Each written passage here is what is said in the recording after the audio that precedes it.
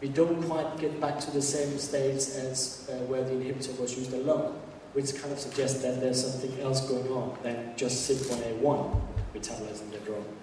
And we're in the process of trying to work out what else can activate the compound. In conclusions, so we've got CYP expression profiling in bladder, colon, breast and lung, clinical tumors. We have seen these isoforms in all these different tumor tissues at various levels. We've shown CYP expression, showed xenografts and transfected cell lines. We have established them, and we have shown in vitro activity of ICT 2700 and also in vivo activity. We are in collaboration with leads, able to do the molecular modeling, and we are now capable of varying these pharmacophores in a way that we think can improve the selectivity towards any of the CYPs. And 2W1, as I said, we're doing in collaboration with Karolinska Institute in Sweden. Finally, just acknowledgement. So in our institute, over the 5 years I've been there, a range of people have been involved. People in blue here are the team leaders in respective areas. So Lawrence Patterson, who's also the director of the institute, is overseeing the project. Paul Lundman is our metabolism expert. Mark Sutherland has been involved in molecular biology, so the transfection of cell lines, and Steve Snyder is overseeing the in vivo studies that we have performed. And these on the right-hand side are our external collaborators, and everybody here very important in terms of progressing our project. So that brings me to an end, and thank you very much for listening.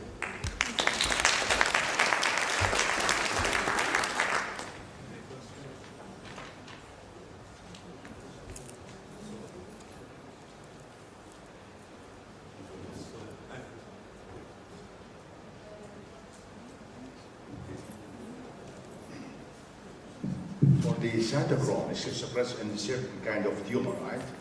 And not activated in the normal tissue. What about the inflammatory process?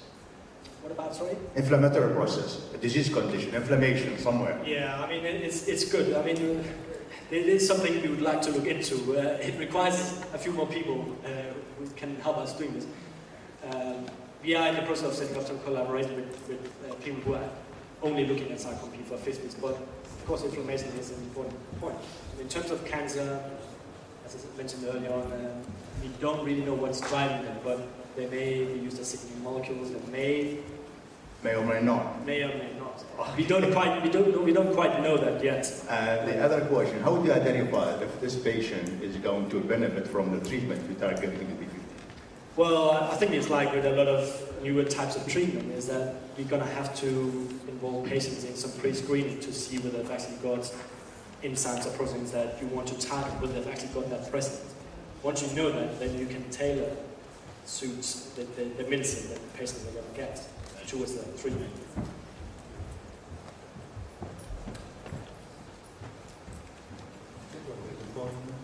Okay, yeah, just a question. Your claim about lack of toxicity, that's based on normal mice. You know, you're not looking at mice that are overexpressing 1A1 or anything like that. What worries me a little bit is that you're making, I won't say this mistake, that's not what I'm implying.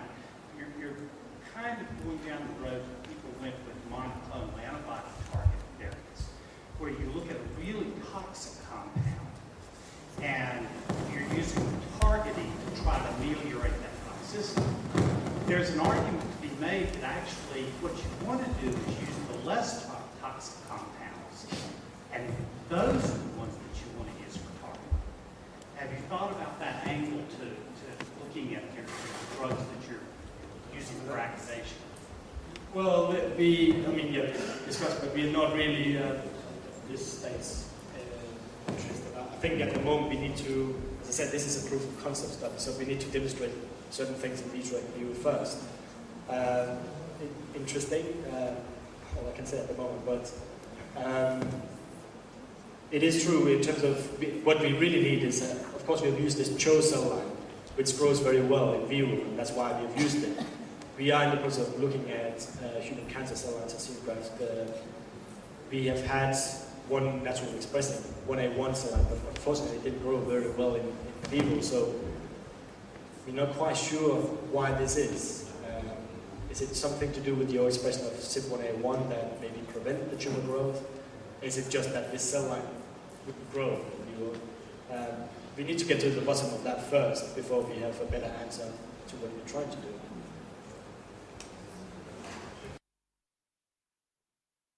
Dr. Klaus. Thank you.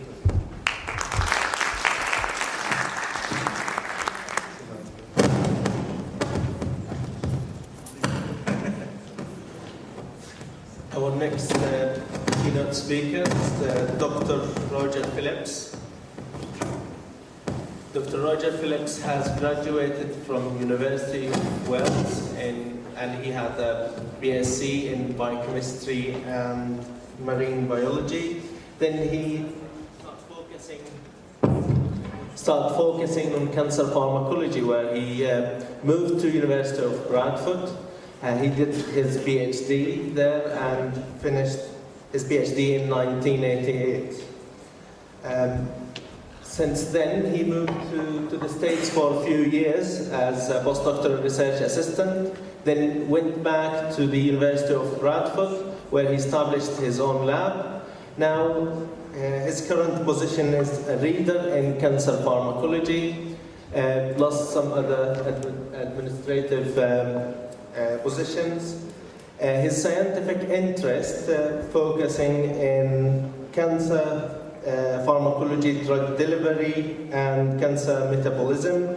He's in the editorial board of British Journal of Pharmacology, and he's a membership in a number of cancer-related organizations, including BACR, British Association for Cancer Research, where he's an executive committee member, and the AACR, the American Association for Cancer Research, and the European Association for Cancer Research.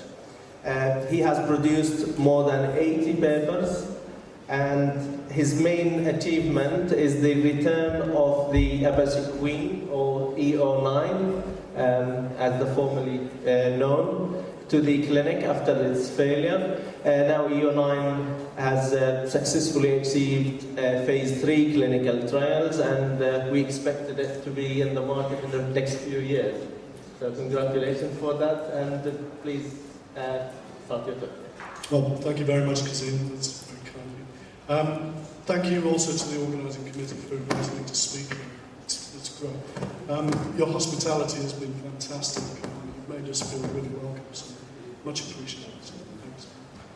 Okay, the talk I'm going to give this afternoon then is entitled here, Drug Penetration into Solid Tumours and Opportunities for Novel Therapeutic Intervention. Now, as everyone in this room will know, in order to get a good response, you need to get sufficient drug to the tumour in order to induce that response. In cancers, that's actually a problem because the vascular supply to the tumours is actually impaired. And inadequate drug delivery, of which poor penetration into the tumour mass is a key component, is now regarded as a major mechanism of resistance to chemotherapy. Now, whilst that's a problem for the current anti-cancer drugs that we have, the message that I want to get across in this talk is that if you understand the fundamental principles behind this poor penetration into the tumour mass, you may be able to develop novel therapeutic strategies with the aim of ultimately making the drugs that we already have work a little better. Okay, so that's the theme that I want to develop. By means of introduction then, this is a very crude summary of the factors that determine response to chemotherapy. It's multifactorial, of course, but there are three major categories here. First is the inherent sensitivity of the cancer cell. This is down to the biology of the cancer cell itself, whether it's got the biochemical machinery to actually respond to the drug. But the other two important parameters are the concentration of the drug and the duration of drug exposure. And in both cases, cell kill is usually proportional to higher concentration or longer exposure exposure times.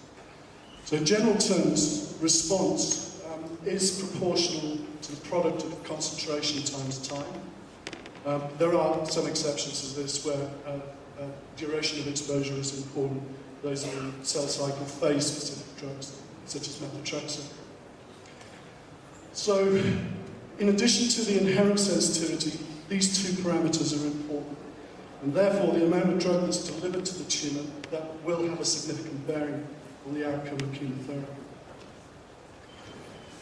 In terms of delivery to tissues, this is an image taken from a review article by Mitchelton and Tannock. And they summarise this process into three main categories. The first is the supply, the second is flux, and the third is consumption. So supply, this is exactly what it suggests. It's the blood supply to the tumour, it's the pharmacokinetics of the compound, that's all related to the dose that's administered, etc. Flux is the ability of the drug to get out of the vessel and through the tissue mass itself. Okay? And finally, consumption is what these cells actually do to the drug, whether they bind it up and prevent the drug from moving further forward. So, for example, if this cell here, which is close to the vessel, will consume or bind up the drug, that drug is no longer available for this cell, the adjacent cell to that cell. So those are the three main parameters that determine drug delivery. The blood supply is critical to this process. Okay? And in tumours, the blood supply is developed as a result of the process of angiogenesis. Okay?